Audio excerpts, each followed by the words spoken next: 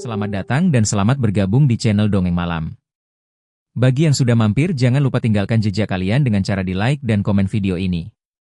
Kita mulai saja cerita kali ini dengan judul Kutukan Puncak Merapi.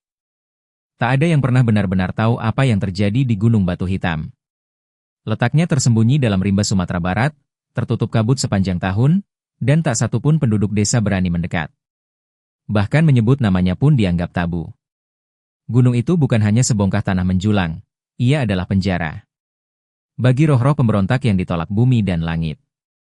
Ratusan tahun lalu, ketika kerajaan-kerajaan kecil masih menguasai tanah Minangkabau, terjadi pemberontakan berdarah. Para pemberontak dibantai tanpa ampun. Tapi raja saat itu, seorang dukun sakti, tak sekadar membunuh mereka. Ia mengutuk mereka. Mayat para pemberontak tak dikubur, melainkan dibawa ke puncak gunung terlarang dan ditanam hidup-hidup di antara batu-batu hitam yang kini menjadi namanya. Jangan bangunkan yang telah dikunci, kata orang-orang tua. Jangan lewatkan gerbang yang ditulis dengan darah. Namun larangan tak selalu diwariskan. Generasi berganti. Keyakinan pudar. Cerita menjadi mitos. Dan seperti semua mitos yang dilupakan, ia menunggu untuk dibuka kembali. Di suatu malam berkabut, seorang anak lelaki kecil tersesat di rimba. Ia mendengar suara tangis. Tangisan seorang pria, bukan bayi, bukan perempuan, melainkan pria dewasa yang mengadu seperti kesakitan.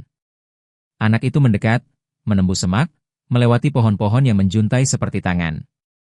Ia melihat cahaya samar. Ia kira itu lilin. Tapi saat ia mendekat, cahaya itu ternyata berasal dari batu besar yang retak di tengah. Dari retakan batu itu, muncul wajah. Wajah pucat. Matanya kosong. Tapi bibirnya berkata, "Tolong gantikan aku." Anak itu berteriak. Ia lari, tanpa arah, hingga ditemukan keesokan harinya oleh warga desa. Tubuhnya penuh luka, kuku-kukunya tercabut, dan ia tak bisa bicara selama berbulan-bulan.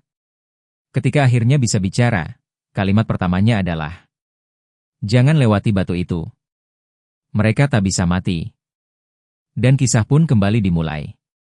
Kabut pagi masih menyelimuti kaki Gunung Batu Hitam. Di sebuah warung kopi kecil di pinggir desa, 7 orang muda berkumpul, membicarakan rencana yang sudah lama mereka impikan. Rian menatap peta lusuh di mejanya, jari-jarinya menunjuk sebuah titik kecil di gunung terpencil. Ini, Gunung Batu Hitam. Tempat yang gak ada orang berani datangi. Katanya sih penuh misteri dan kutukan. Santi, satu-satunya perempuan di kelompok itu, menatap Rian dengan ragu. "Rian, kau yakin?" "Aku dengar dari nenekku, gunung itu terlarang. Banyak orang hilang atau jadi gila kalau pergi ke sana." Jaka tertawa kecil, menyindir, "Nenekmu suka bikin cerita horor, Santi. Ini zaman sekarang, gak percaya mitos-mitos kayak gitu." "Kalau cuma mitos, kenapa gak ada yang berani mendaki?" ujar Rizal, sambil mengaduk kopi. Rian mengangkat bahu. "Karena gak banyak yang tahu jalannya. Aku dapat peta ini dari seorang penduduk tua yang hampir gak mau cerita. Dia bilang, jangan sampai kau lewati gapura batu itu. Mereka yang terperangkap di sana tak bisa mati." Guntur memicingkan mata. "Hah? Itu cuma cerita untuk menakut-nakuti pendaki bodoh." Dion yang selama ini diam tiba-tiba menyela, atau mungkin mereka benar-benar ada. "Tapi kita gak akan tahu kalau gak coba." Santi menarik napas panjang, "Aku gak mau mati karena nekat." "Gak ada yang mau mati, Santi. Tapi kita juga gak bisa terus takut tanpa alasan," kata Rian, serius. Mereka semua saling menatap, tahu bahwa keputusan ini akan mengubah segalanya. Malam itu, mereka berkumpul kembali di rumah Rian. Lampu temaram dan suara angin menerobos jendela kayu yang setengah terbuka. Rian membuka tasnya, mengeluarkan jurnal kulit lusuh. "Aku menemukan ini di kamar ayahku," katanya lirih. "Dia hilang saat mendaki gunung ini 5 tahun lalu." Jurnal ini berisi catatan dan peringatan tentang batu hitam. Santi meraih jurnal itu, membalik halamannya dengan hati-hati. "Kenapa kamu gak pernah bilang sebelumnya?" "Aku takut. Tapi aku juga merasa ini alasan kenapa kita harus pergi, menyelesaikan apa yang belum selesai." Jaka mengernyit, "Kita main api, bro.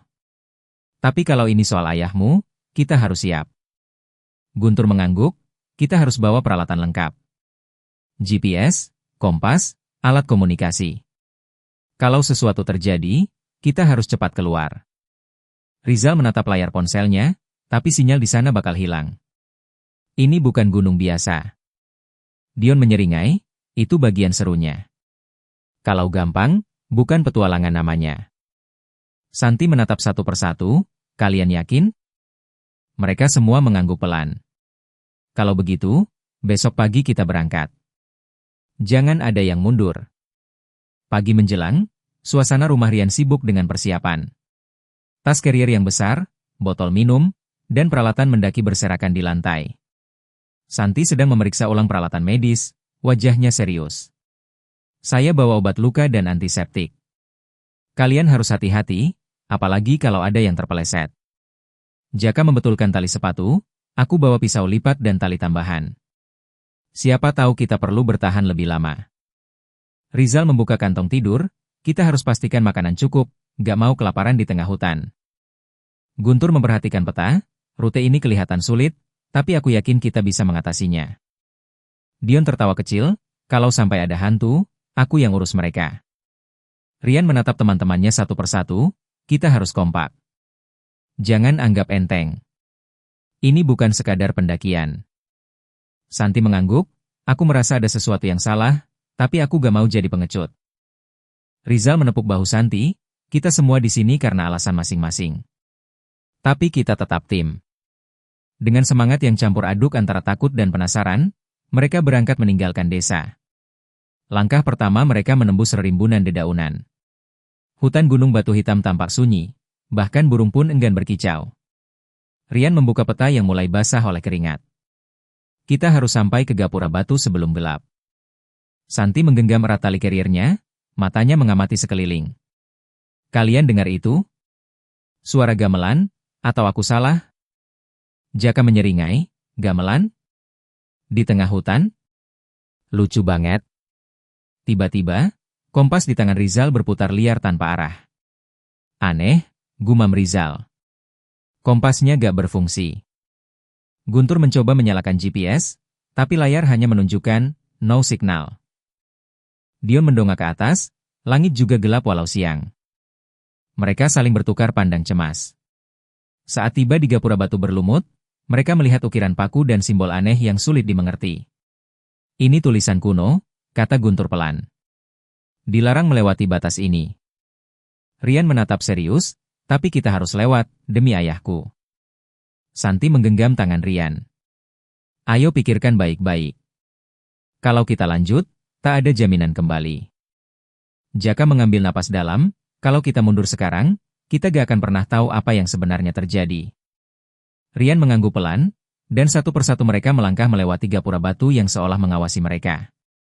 Begitu melewati gapura berlumut itu, suasana berubah drastis. Udara menjadi dingin menusuk hingga tulang.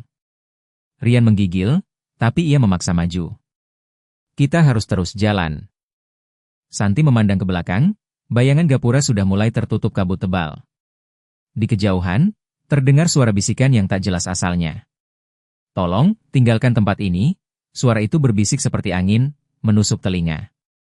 Dion tertawa kecil, itu cuma suara angin, santai aja. Namun kompas Rizal kembali berputar liar, arah tak jelas. Malam pertama mereka bermalam di bawah rimbunan pinus, api unggun berkobar kecil. Tapi api itu terus meredup, seolah ada sesuatu yang menyerapnya.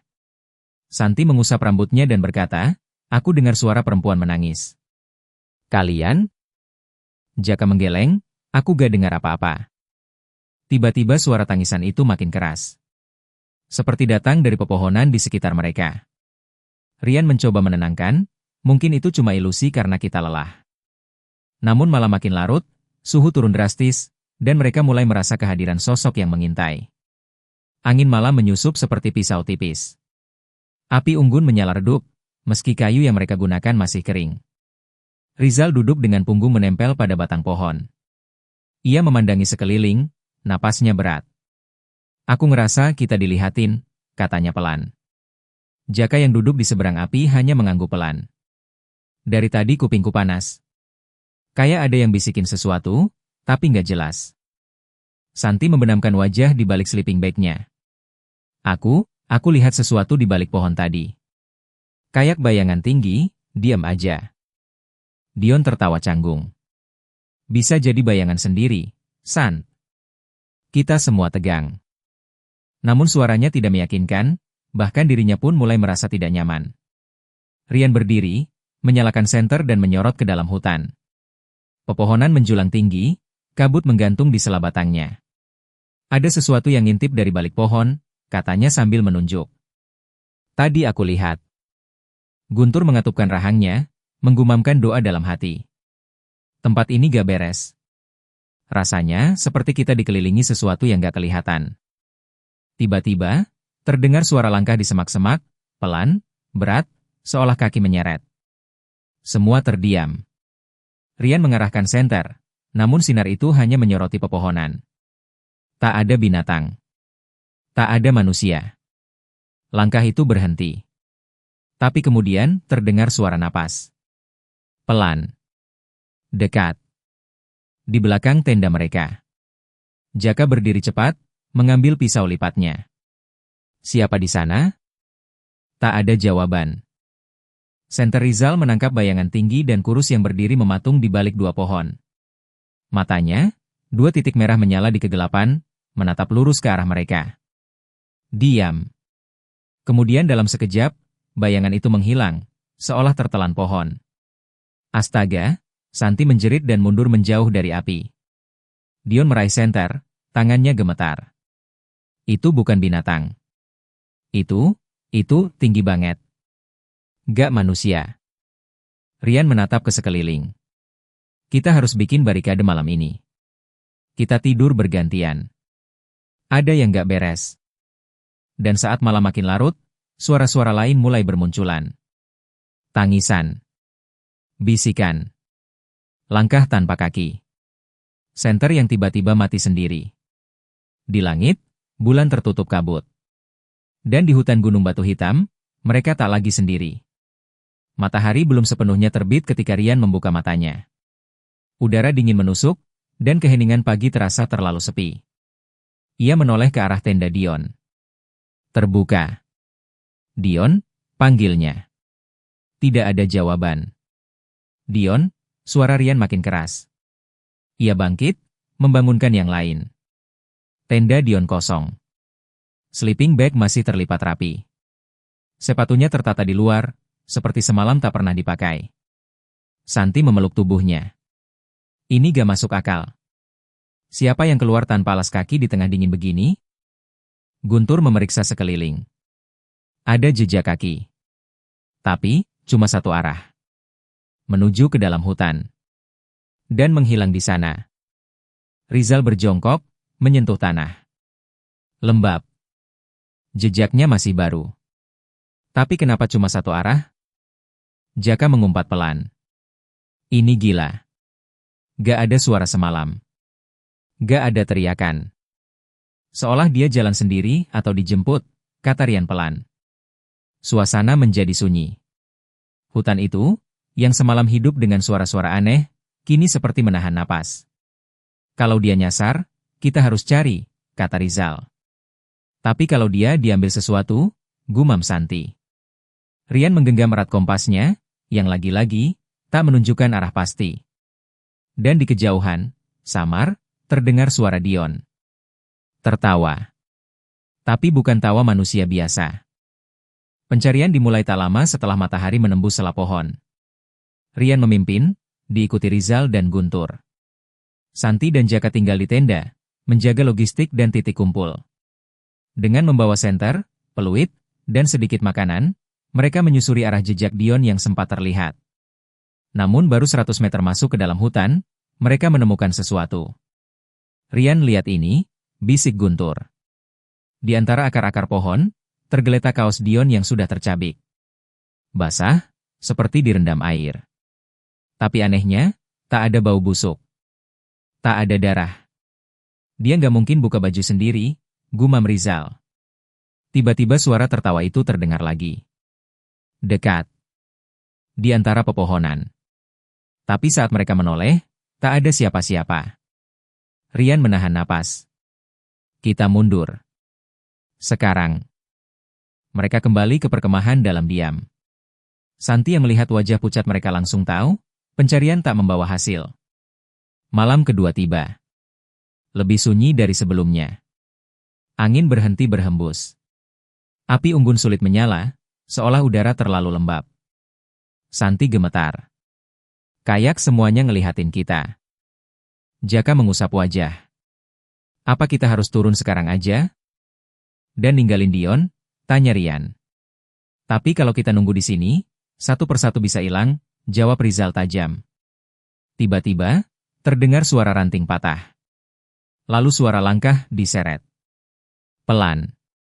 Semua memegang senter. Kali ini, dari arah barat, muncul bayangan. Sosok Dion.